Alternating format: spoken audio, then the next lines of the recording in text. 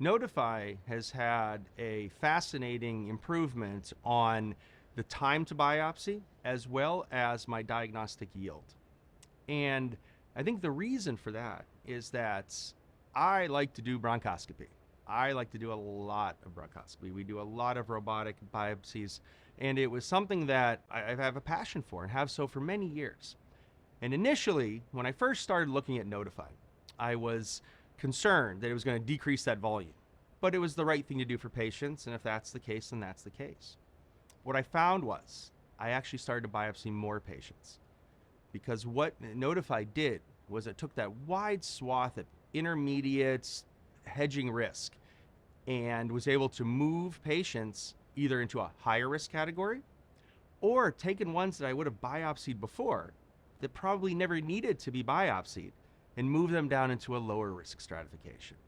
So what happened was it concentrated the appropriate patients that I should be biopsying. So I was finding more cancer because I pre-selected those that had a higher risk of cancer. So it improved our biopsy volume as well as our diagnostic yield because we were doing the right thing at the right time for the right patients. Where Nodify also helps is not so much procedure time during my procedure, but how quickly I was doing these biopsies. Patients that I normally may have in the past waited for a 3-month CT or have done other testing or may have convinced myself that that wasn't a very worrisome nodule.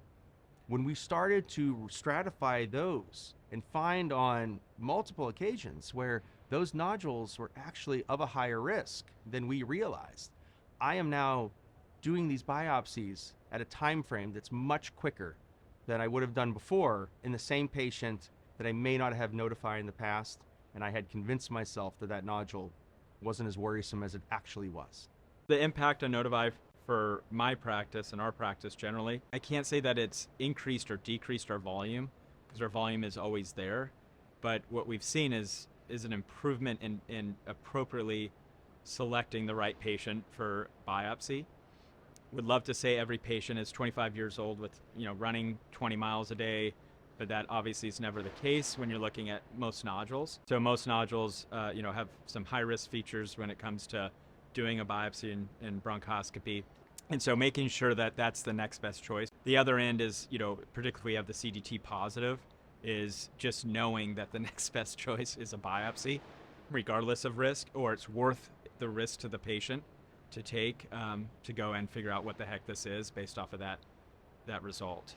And then overall, our diagnostic yields are much higher as a percentage, mainly just because we're not inappropriately taking people to the bronch suite that shouldn't be going.